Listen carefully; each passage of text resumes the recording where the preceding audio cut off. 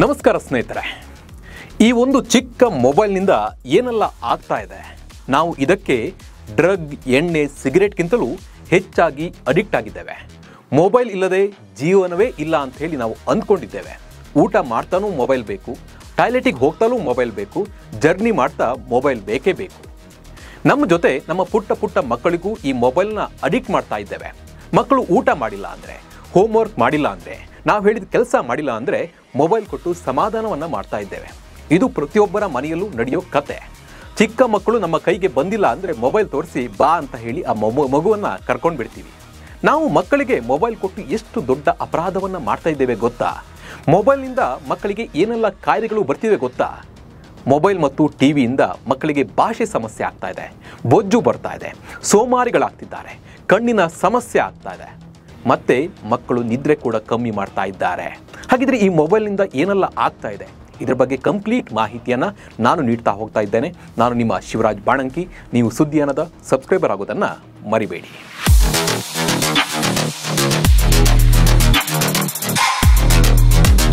ನಾವು ಮೊಬೈಲ್ಗೆ ಎಷ್ಟು ಅಡಿಕ್ಟ್ ಆಗಿದ್ದೇವೆ ಅಂದರೆ, ಮನುಷ್ಯ ಸಿಗರೇಟ್, ಡ್ರಗ್ಸ್, ಆಲ್ಕೋಹಾಲ್ಗೆ ಅಡಿಕ್ಟ್ ಆಗುವಂತೆ. ನಮ್ಮ ದೈನಂದಿನ ಜೀವನದಲ್ಲಿ ಒಂದಷ್ಟು ಟೈಮ್ ಆ ಮೊಬೈಲ್ನಲ್ಲಿ ನೋಡ್ತಾ ದಿನವಿಡೀ ಅದರಲ್ಲೇ ಮುಳುಗು ಹೋಗ್ತಾ ಇದ್ದೇವೆ. ಇದು ಒಂದು ರೀತಿಯ ಚಟ ಆಗಿದೆ. ನೀವು ಹಾಗೆ ಇಮೇಜಿನ್ ಮಾಡ್ಕೊಳ್ಳಿ, 90s ಅಲ್ಲಿ ಅಂದರೆ 1999 ನಂತರ 2000 ಒಳಗೆ ಮಿಡಲ್ ಕ್ಲಾಸ್ ಫ್ಯಾಮಿಲಿ ಹೇಗಿತ್ತು ಅನ್ನೋದನ್ನು. ಅಪ್ಪ ಮನೆಯಲ್ಲಿ ಕುಳಿತು ಪೇಪರ್ ಓದ್ತಾ ಇದ್ದರೆ ಅಮ್ಮ ಮನೆ ಕೆಲಸ ಮಾಡಿಕೊಂಡು ಅದು ಇದು ಅಂತ ಹೇಳಿ ಮಾತನಾಡ್ತಾ ಇದ್ರು. ಅಕ್ಕಪಕ್ಕದವರ ಜೊತೆ ಮಾತನಾಡಿ ಸಮಯವನ್ನು ಕಳೀತಾ ಇದ್ರು. ಮಕ್ಕಳು ಶಾಲೆಯಲ್ಲಿ ಕೊಟ್ಟ ಹೋಮ್ವರ್ಕ್ ಮಾಡಿ ಅಮ್ಮನ ಅಡುಗೆ ಕೆಲಸದಲ್ಲಿ ಹೆಲ್ಪ್ ಮಾಡಿ ಅಕ್ಕಪಕ್ಕದ ಮಕ್ಕಳ ಜೊತೆ, ಅಣ್ಣ ತಮ್ಮನ ಜೊತೆ ಆಟ ಆಡಿ ಸಮಯವನ್ನು ಕಳೀತಾ ಇದ್ರು. ಹೊರಗಡೆ ಆಟವನ್ನು ಹೆಚ್ಚಾಗಿ ಮಕ್ಕಳು ಆಡ್ತಾ ಇದ್ರು. ಮಣ್ಣಿನ ಜೊತೆ ಆಡ್ತಾ ಇದ್ರು, ಮರಕೋತಿ ಆಡ್ತಾ ಇದ್ರು, ಸಾಕಷ್ಟು ಆಟಗಳನ್ನು ಆಡ್ತಾ ಇದ್ರು. ಬಟ್ ಈಗ 2025ರಲ್ಲಿ ಏನಾಗ್ತಾ ಇದೆ? ಒಂದು ಮಿಡ್ಲ್ ಕ್ಲಾಸ್ ಫ್ಯಾಮಿಲಿ ಹೇಗಿದೆ ಅಂದರೆ, ಅಪ್ಪ ಸೋಫಾದಲ್ಲಿ ಕುಳಿತು ನ್ಯೂಸ್ ಸ್ಕ್ರೋಲ್ ಮಾಡ್ತಾ ಇದ್ರೆ ಮೊಬೈಲ್ನಲ್ಲಿ, ಅಮ್ಮ ಅಡುಗೆ ಮಾಡ್ತಾ ಮೊಬೈಲ್ನಲ್ಲಿ ಸೀರಿಯಲ್ ನೋಡ್ತಾ, OTT ನೋಡ್ತಾ ಮುಳುಗಿ ಹೋಗಿರ್ತಾರೆ. ಇನ್ನು 10 ವರ್ಷದ ಮಗು ಇನ್ಸ್ಟಾಗ್ರಾಮ್ನಲ್ಲಿ ಸ್ಟೋರಿ ರೀಲ್ಸ್ ನೋಡ್ತಾ ಟೈಮ್ ಕಳೀತಾ ಇದ್ದರೆ, 3 ವರ್ಷದ ಮಗು ಕೂಡ ಮೊಬೈಲ್ನಲ್ಲಿ ರೀಲ್ಸ್ ನೋಡ್ತಾ ಅವರಿಗೆ ತಕ್ಕ ಮಟ್ಟನ ರೀಲ್ಸ್, ಆ 3 ವರ್ಷದ ಮಕ್ಕಳಿಗೆ ಏನು ರೀಲ್ಸ್ ಬೇಕೋ ಆ ರೀಲ್ಸ್ ನೋಡ್ತಾ ಇದ್ದಾವೆ. ಅಂದರೆ ನಾವು ಮೊಬೈಲನ್ನು ಅಲ್ಲ, ನಮ್ಮನ್ನು ಮೊಬೈಲ್ ಆವರಿಸಿಕೊಂಡಿದೆ ಅಂತಲೇ ಅರ್ಥ. ಎಲ್ಲರೂ ಒಂದೇ ಮನೆಯಲ್ಲಿದ್ದರೂ ಕೂಡ ಎಲ್ಲರೂ ಮಾನಸಿಕವಾಗಿ ಬೇರೆ ರೀತಿಯಾಗಿ ಡಿಜಿಟಲ್ ಜಗತ್ತಿನಲ್ಲಿ ಕಳೆದು ಹೋಗಿದ್ದಾರೆ.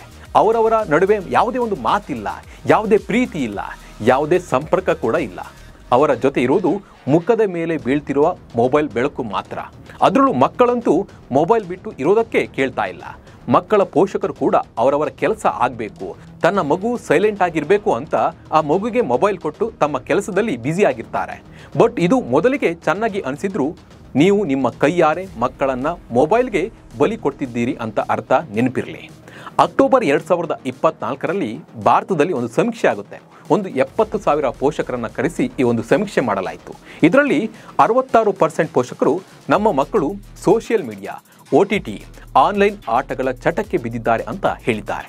ಇನ್ನು 58% ಪೋಷಕರು ಮೊಬೈಲ್ ಕೊಟ್ಟಿಲ್ಲ ಅಂದರೆ ನಮ್ಮ ಮಕ್ಕಳು ಬೇಜಾರಾಗ್ತಾರೆ, ಸಿಟ್ ಮಾಡಿಕೊಳ್ತಾರೆ, ಹುಚ್ಚರಂತೆ ವರ್ತನೆ ಮಾಡ್ತಾರೆ ಅನ್ನೋದನ್ನು ಹೇಳಿದ್ದಾರೆ. ನೀವು ಅನ್ಕೋಬೋದು, ಮಕ್ಕಳಿಗೆ ದಿನಕ್ಕೆ 2ರಿಂದ 3 ಗಂಟೆ ಮೊಬೈಲ್ ಕೊಟ್ಟರೆ ಏನೂ ಆಗಲ್ಲ, ಮೊಬೈಲ್ ಕೊಟ್ಟು ನಮ್ಮ ಕೆಲಸ ಮಾಡಿ ಮುಗಿಸ್ಬೋದು ಅಂತ ಹೇಳಿ ನೀವು ಸಾಕಷ್ಟು ಜನ ಅಂದ್ಕೊಳ್ತೀರಾ. ಬಟ್ ಇದು ಮೋಸ್ಟ್ ಡೇಂಜರ್. ಹರಿಯಾಣದಲ್ಲಿ ಒಬ್ಬ ಬಾಲಕನ ತಂದೆ ತಾಯಿ ಇಬ್ಬರು ಕೂಡ ಕೆಲಸ ಮಾಡ್ತಾ ಇದ್ರು. ಅವನು ಕೇವಲ 1 ವರ್ಷ ಇದ್ದಾಗ ಅವನಿಗೆ ಮೊಬೈಲ್ ಕೊಟ್ಟು ಅವನನ್ನು ಸಮಾಧಾನ ಮಾಡಿ ಅವರವರ ಕೆಲಸದಲ್ಲಿ ತಂದೆ ತಾಯಿ ಬ್ಯುಸಿ ಆಗಿರ್ತಿದ್ರು. ಮೊದಲಿಗೆ ಇದು ತುಂಬ ಬೆಸ್ಟ್ ಅನಿಸಿತ್ತು ಆ ಪೋಷಕರಿಗೆ. ಯಾಕಂದರೆ ಆ ಮಗು ಸುಮ್ಮನೆ ಇರ್ತಿತ್ತು, ಅದು ಬೇಕು ಇದು ಬೇಕು ಅಂತ ಹೇಳಿ ಪೋಷಕರ ತಲೆ ತಿಂತಿರಲಿಲ್ಲ. ಆದರೆ ದಿನ ಕಳೆದಂತೆ ಆ ಮಗು ಮೊಬೈಲ್ಗೆ ಫುಲ್ ಅಡಿಕ್ಟ್ ಆಗ್ತಾ ಹೋದ. ಫೋನ್ ಇದ್ದಾಗ ಅವನು ಊಟ ಮಾಡ್ತಾ ಫೋನ್ ನೋಡ್ತಾ ಇದ್ದ. ಆಮೇಲೆ ಅವನಿಗೆ ಫೋನ್ ಇಲ್ಲದೆ ಊಟ ಕೂಡ ಮಾಡಿಸೋದು ಆ ಪೋಷಕರಿಗೆ ದೊಡ್ಡ ಕಷ್ಟ ಆಗಿತ್ತು. ನಂತರ ಅವನ ಪೋಷಕರು ಇದನ್ನು ಅರ್ಥ ಮಾಡಿಕೊಂಡು ಅವನು 4 ವರ್ಷ ಇದ್ದಾಗ ಅವನಿಗೆ ಮೊಬೈಲನ್ನೇ ಗಿಫ್ಟ್ ಕೊಡ್ತಾರೆ. ನಂತರ ಆ ಬಾಲಕ ಅದರಲ್ಲೇ ಮುಳುಗು ಹೋಗಿಬಿಡ್ತಾನೆ. ಆಮೇಲೆ ಅವನಿಗೆ ಕಣ್ಣಿನ ನೋವು ಶುರುವಾಗುತ್ತೆ. ಅವನ ತಂದೆ ತಾಯಿ ಕನ್ನಡಕವನ್ನು ತೆಗೆಸಿಕೊಡ್ತಾರೆ. ಅವನ ತಂದೆ ತಾಯಿ ಕೂಡ ಕನ್ನಡಕ ಹಾಕ್ತಿದ್ದರಿಂದ ಅದೇನು ದೊಡ್ಡ ವಿಷಯ ಅನಿಸಿರಲಿಲ್ಲ. ಆದರೆ ಆತನ ತಲೆನೋವು ಮತ್ತು ಕಣ್ಣು ನೋವು ಹೆಚ್ಚಾಗಿ ಡಾಕ್ಟರ್ ಹತ್ರ ಹೋದಾಗ ಇದು ಮೊಬೈಲ್ ಅಡಿಕ್ಷನ್ನಿಂದ ಆಗಿರೋದು ಅನ್ನೋದು ಗೊತ್ತಾಗುತ್ತೆ. ಆ ಹೊತ್ತಿಗೆ ಅವನಿಗೆ 9 ವರ್ಷ ಆಗಿತ್ತು. ಅವನಿಂದ ಮೊಬೈಲ್ ಕಸಿದುಕೊಳ್ಳುವಾಗ ಅವನು ಹುಚ್ಚನಂತೆ ಕೂಗ್ತಾ ಇದ್ದ. ತಲೆಯನ್ನು ಗೋಡೆಗೆ ಪಡೆದುಕೊಂಡು ಸಿಟ್ಟು ಮಾಡ್ತಾ ಇದ್ದ, ಕೋಪವನ್ನು ಹೊರ ಹಾಕ್ತಾ ಇದ್ದ. ಅವನು ಮೊಬೈಲ್ಗೆ ಮಾದಕ ವ್ಯಸನಿಯಂತೆ ಆಗಿದ್ದ. ಇದು ಒಂದು ಉದಾಹರಣೆ ಅಷ್ಟೇ. ಈಗ ಅದೆಷ್ಟೋ ಮನೆಯಲ್ಲಿ ನಡೀತಾ ಇರೋದು ಕೂಡ ಇದೇ ಘಟನೆ. ನಿಮ್ಮ ಮನೆಯಲ್ಲೂ ಕೂಡ ಹೊರತಾಗಿಲ್ಲ. ಏನೆಲ್ಲ ಸಮಸ್ಯೆ ಬರುತ್ತೆ ಅನ್ನೋದನ್ನು ನೋಡ್ತಾ ಹೋಗೋಣ.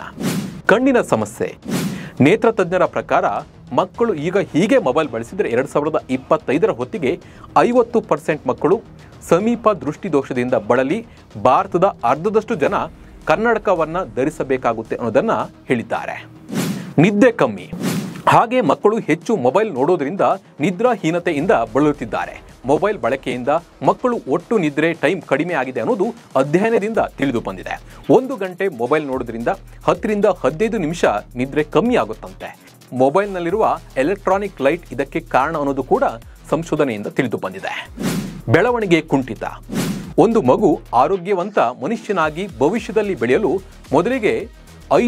ಮೊದಲ 5 ವರ್ಷ ಪಂಚೇಂದ್ರಿಯಗಳು ಸರಿಯಾಗಿ ಪ್ರಚೋದನೆ ನೀಡಿ ಕೆಲಸ ಮಾಡಿದರೆ ಮಾತ್ರ ಮಗುವಿನ ಮೆದುಳು ಸರಿಯಾಗಿ ಕೆಲಸ ಮಾಡುತ್ತೆ. ಸ್ಮಾರ್ಟ್ಫೋನ್ ನೋಡ್ತಾ ಪುಟ್ಟ ಮಕ್ಕಳು ಕಣ್ಣು ಮತ್ತು ಕಿವಿಗೆ ಹೆಚ್ಚು ಪ್ರಚೋದನೆಗೆ ಒಳಗಾದಾಗ ಮಕ್ಕಳಲ್ಲಿ ಬೇರೆ ಬೇರೆ ಅಂಗಾಂಗಗಳ ಬೆಳವಣಿಗೆ ಅಥವಾ ಇಡೀ ದೇಹದ ಒಟ್ಟಾರೆ ಬೆಳವಣಿಗೆ ಕಮ್ಮಿ ಆಗುತ್ತೆ, ಕುಂಠಿತವಾಗುತ್ತೆ ಅನ್ನೋದು ಕೂಡ ಅಧ್ಯಯನದಿಂದ ತಿಳಿದು ಬಂದಿದೆ. ಕಲಿಕೆ ಕೊರತೆ. ಮೊಬೈಲ್ನಲ್ಲಿ ಬರುವ ವಿಡಿಯೋಗಳು ಮಕ್ಕಳ ಮೆದುಳಿನ ಮೇಲೆ ಹೆಚ್ಚು ಪರಿಣಾಮ ಬೀರುತ್ತೆ. ಒಂದು ರೀತಿಯಲ್ಲಿ ಚಟವಾಗಿ ಬಿಡುತ್ತೆ. ಇದು ಮುಂದೆ ಶಾಲೆಗೆ ಹೋಗಲು ಆರಂಭಿಸುವಾಗ ಮಕ್ಕಳ ಏಕಾಗ್ರತೆ ಕೊರತೆ ಆಗುತ್ತೆ. ಮೊಬೈಲ್ ಹೆಚ್ಚು ನೆನಪಾಗುತ್ತೆ. ಶಾಲೆಯಲ್ಲಿರುವಾಗ ಯಾವಾಗ ನಾನು ಮೊಬೈಲ್ ನೋಡ್ತೀನಿ, ಮನೆಗೆ ಹೋಗ್ತೀನಿ ಅನ್ನೋ ಚಿಂತೆ ಮಕ್ಕಳಲ್ಲಿ ಹೆಚ್ಚಿಸುತ್ತೆ. ಪುಸ್ತಕದ ಮೇಲೆ ಇಂಟ್ರೆಸ್ಟ್ ಕಮ್ಮಿ ಆಗುತ್ತೆ. ಅಲ್ಲದೆ ಸೋಷಿಯಲ್ ಮೀಡಿಯಾದಿಂದ ಹದಿಹರೆಯದ ವಯಸ್ಸಿನಲ್ಲಿ ಮಕ್ಕಳು ದಾರಿ ತಪ್ತಾ ಇದ್ದಾರೆ. ದಿನಕ್ಕೊಬ್ಬರ ಮೇಲೆ ಪ್ರೀತಿಯಾಗಿ ಅದು ಬೇರೆ ರೀತಿಯಲ್ಲಿ ತಿರುಗ್ತಾ ಇದೆ. ಹೀಗಾಗಿ ಮಕ್ಕಳಿಗೆ ಜಾಸ್ತಿ ಅವಾಯ್ಡ್ ಮಾಡಿ, ಮೊಬೈಲ್ನಿಂದ ಮಕ್ಕಳನ್ನು ಅವಾಯ್ಡ್ ಮಾಡಬೇಕಾಗುತ್ತೆ. ಆರಂಭದ 5 ವರ್ಷದಲ್ಲಿ ಪುಟ್ಟ ಮಕ್ಕಳ ಕೈಯಲ್ಲಿ ಮೊಬೈಲನ್ನು ಕೊಡೋಕೆ ಹೋಗಬೇಡಿ. ಮಗು ಹಠ ಮಾಡುತ್ತೆ, ಸರಿಯಾಗಿ ಊಟ ಮಾಡಲ್ಲ, ತಿಂಡಿ ಮಾಡಲ್ಲ ಅಂತ ಹೇಳಿ ಸ್ಮಾರ್ಟ್ಫೋನನ್ನು ತೋರಿಸಿ ತಿನ್ನಿಸುವ ಅಭ್ಯಾಸವನ್ನು ಮಾಡಲೇಬೇಡಿ. ಬೇರೆ ರೀತಿಯಲ್ಲಿ ಮಗುವನ್ನು ತಾಳ್ಮೆಯಿಂದ ನಿಭಾಯಿಸಿ ಅವರಿಗೆ ಊಟ ತಿಂಡಿ ತಿನ್ನಿಸುವ ಅಭ್ಯಾಸವನ್ನು ಮಾಡಿ. ಮನೆಯಲ್ಲಿ ಮಕ್ಕಳನ್ನು ಸ್ಮಾರ್ಟ್ಫೋನ್ ಮೊಬೈಲ್ ಪ್ರಪಂಚದಿಂದ ದೂರವಿಡಲು ಸಾಧ್ಯವೇ ಇಲ್ಲ ಅಂತ ಹೇಳಿ ಪರಿಸ್ಥಿತಿ ಬಂದರೆ ಒಂದು 10 ರಿಂದ 15 ನಿಮಿಷ ಮಾತ್ರ ಕೊಡಿ. ಹಾಗೆ ನೀವು ಕೂಡ ಮೊಬೈಲನ್ನು ಬಳಸೋದನ್ನು ಕಮ್ಮಿ ಮಾಡಿ. ಆಗ ಆಟೋಮೆಟಿಕ್ ಆಗಿ ಮಕ್ಕಳು ಕೂಡ ಮೊಬೈಲನ್ನು ಬಳಸಲ್ಲ. ಮಕ್ಕಳ ಮನಸ್ಸು ಕಣ್ಣನ್ನು ಬೇರೆ ಕಡೆ ಹರಿಯುವಂತೆ ದೊಡ್ಡವರು ಮಾಡಬೇಕು. ನಿರಂತರವಾಗಿ ಮೊಬೈಲ್ ಸ್ಕ್ರೀನ್ ನೋಡುವುದು ಒಳ್ಳೆಯದಲ್ಲ. ಇದು ನಿಮ್ಗೆ ಬಿಟ್ಟಿದ್ದು. ಇನ್ನು ನೀವು ಮಕ್ಕಳನ್ನು ಯಾವ ರೀತಿ ನೋಡ್ಕೊಳ್ತೀರಾ, ನೀವು ಮಕ್ಕಳಿಗೆ ಮೊಬೈಲ್ನಿಂದ ಯಾವ ರೀತಿ ಅವಾಯ್ಡ್ ಮಾಡ್ತೀರಾ ಅನ್ನೋದು ನಿಮಗೆ ಬಿಟ್ಟಿದ್ದು. ಹಾಗಾಗಿ ಮಕ್ಕಳಿಂದ ಸಾಕಷ್ಟು ಮೊಬೈಲನ್ನು ದೂರ ಇಡುವ ಪ್ರಯತ್ನವನ್ನು ಮಾಡಿ. ಈ ಬಗ್ಗೆ ನಿಮ್ಮ ಅನಿಸಿಕೆ ಮತ್ತು ಅಭಿಪ್ರಾಯವನ್ನು ನಮಗೆ ಕಮೆಂಟ್ ಮೂಲಕ ತಿಳಿಸಿ. ನಮಸ್ಕಾರ.